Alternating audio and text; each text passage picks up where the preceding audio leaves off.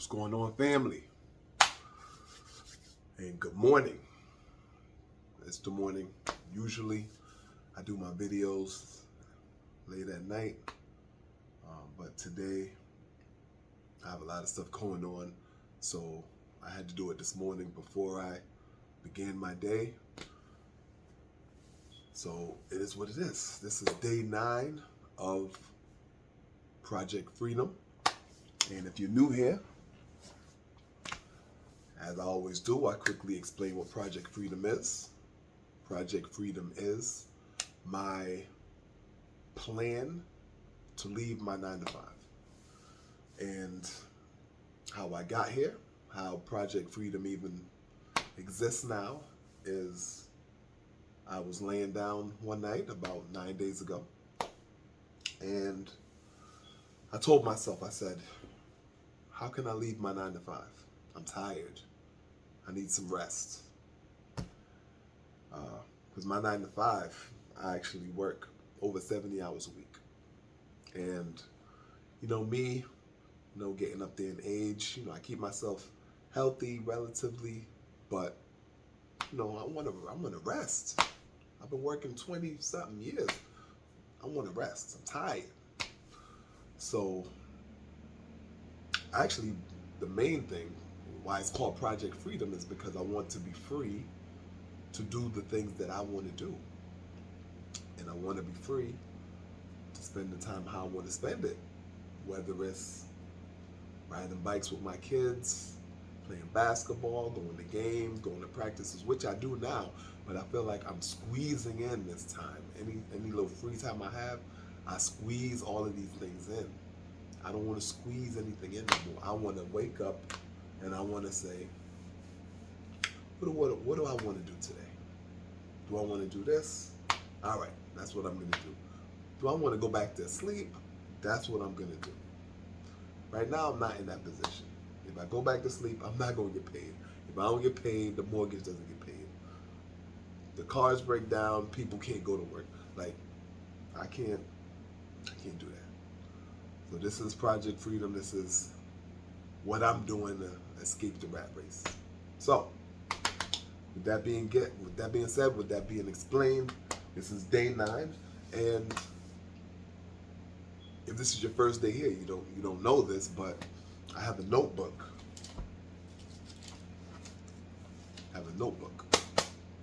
And when I asked ChatGPT how to escape the rat race, leave the 9-to-5, become an entrepreneur or whatnot, it gives me a task a day to complete. This is day 9, and what I've been doing is I've been writing all of my answers and responses to the questions that ChatGPT spits at me in this notebook. And with each day, I've just been reading. If you watch the videos before this, I've just been reading what I write in the notebook, and then I'll go over it a little bit as far as like what I think about it. I write down ChatGPT's feedback, and to let you guys know, and pretty much that's what I've been doing. Starting today, I think I'm gonna just type, because I know what I've written, so I'm not gonna read it verbatim. But I'm just gonna talk to you guys about it because I know what I wrote. If I refer back to the notebook, it's just gonna be to make sure that I get important points verbatim, so you know exactly what I was saying. But basically, the question that ChatGPT spit at me was, what belief about myself has changed the most over the past 10 years? And this was a hard question for me, because at this point, 10 years ago, I feel like I'm the same person.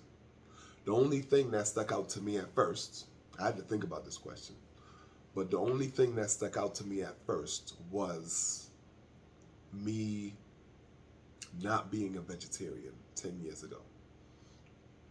So about 10 years ago, I think it's been 9 now, is when I went through my spiritual awakening. That's when all the things with my grandmother and her health started declining, and I decided in my mind that I was going to save her and I was going to find a cure for cancer. So, I started looking through all of the literature, all of, the things on the internet about what causes cancer, the things that people have talked about that can cure cancer, everything. I thought, I could do it. And you know what? You know what? I didn't find a cure, but I feel like I found the causes of cancer. I mean, that's good enough. Prevention is the best. You know what I'm saying? That's if you don't get it, you don't got to worry about curing it. And what I found is that the things that we're putting in our bodies, that's what's mutating our cells. Well, that's what's activating. So what I've learned is that we all have cancer cells.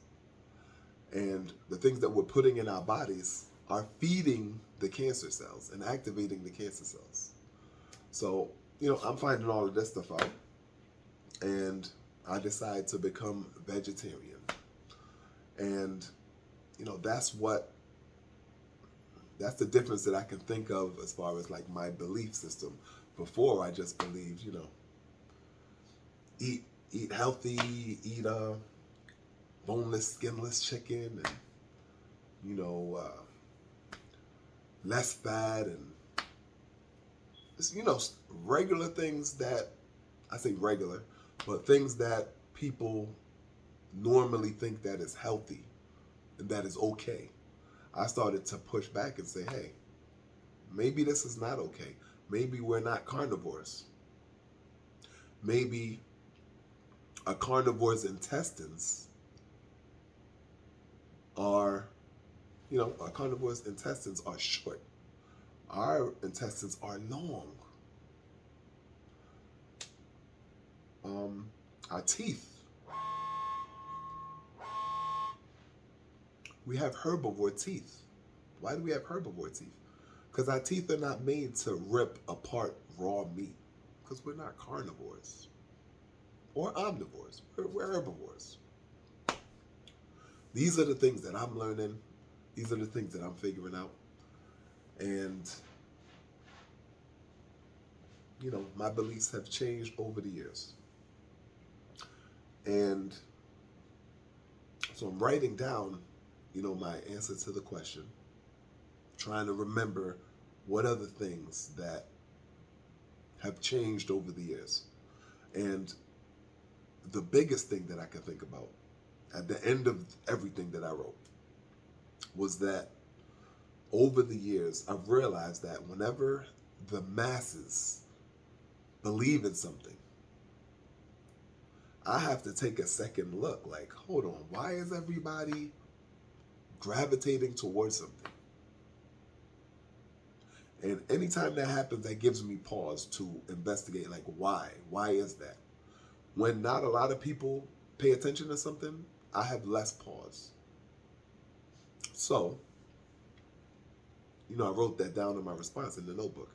And what I do when I write stuff down in the notebook is that I'll show it to ChatGPT. It'll analyze it and give me feedback on it.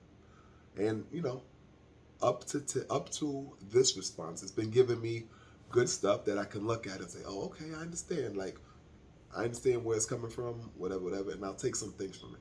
This time, however, I felt as though it was trying to change what I was saying. And it did make sense, what it was saying. So basically, I said the same thing, that I gravitate towards what the select few will endorse, as opposed to like what the masses endorse. I'll gravitate towards that and get away from like, oh, everybody. Like, I remember there was a movie called The Birdcage, I think it was. The Birdcage, I forget. With Sandra Bullock. It was a movie called The Birdcage. And I remember this was like the craze. Like, oh, everybody's watching The Birdcage. The Birdcage. When I heard that, I'm like, I'm not watching that movie. What? I'm not watching that movie. Everybody's watching it. Like, it's all over Instagram, social media. Everybody's watching this movie. I'm not watching this movie. I'm scared. Why is everybody watching this movie? Why is it such a big thing? It's just a movie. Why is everybody watching it? Till this day, I haven't watched that movie. I might watch it, whatever. But at that time, it was all the rage. And I'm the type of person, everybody doing something, why is that? I'm going to stay away from that. So, you know, I put that in the thing and put it in ChatGPT. And it says that, and this is one of the times when I'm going to refer to the notebook. I just want to say exactly what it said.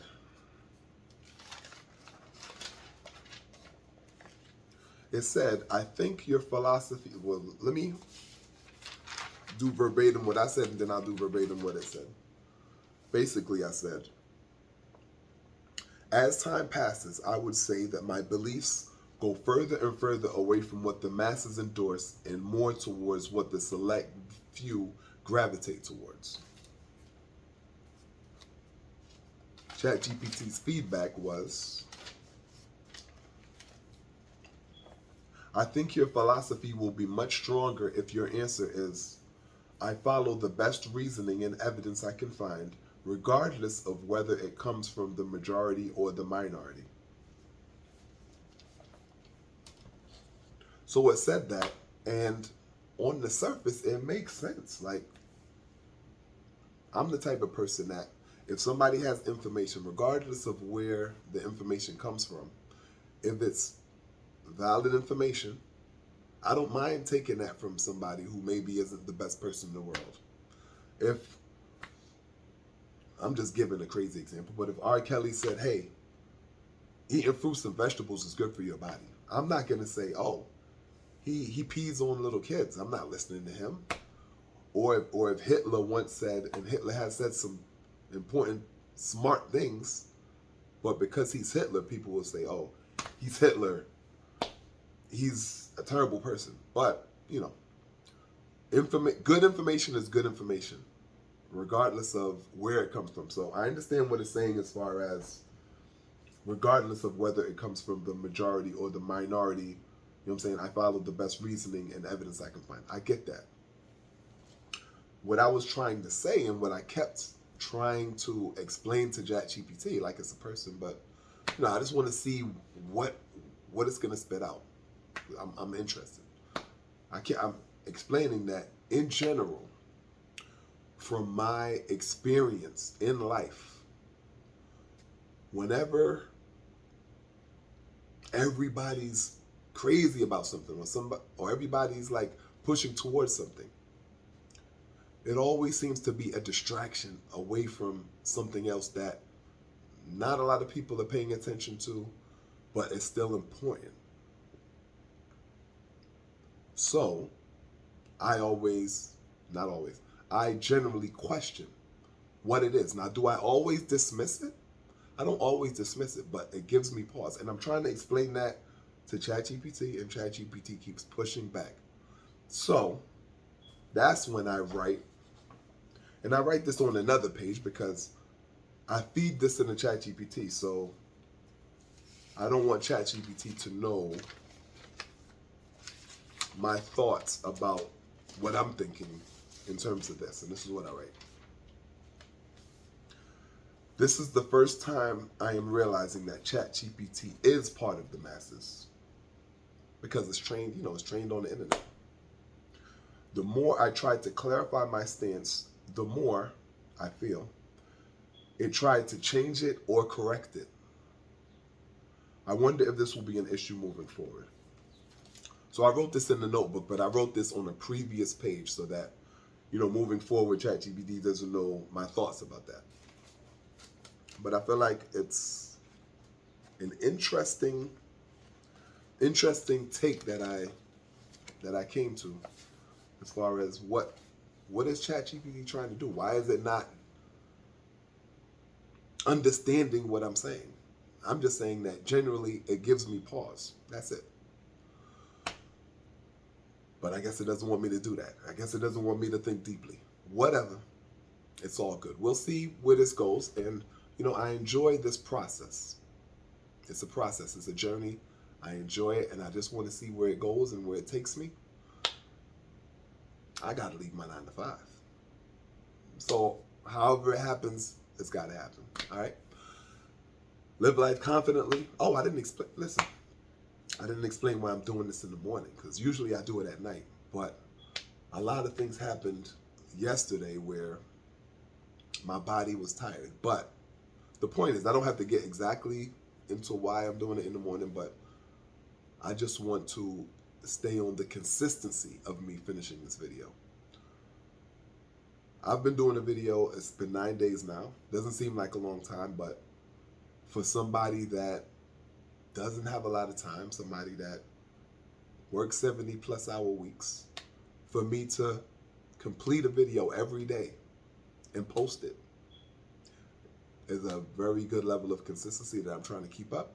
And I just want to be an inspiration to you, whether you want to do YouTube, whether you want to leave your 9 to 5, whatever you want to do, stay consistent, stay disciplined, and eventually you will get what you desire.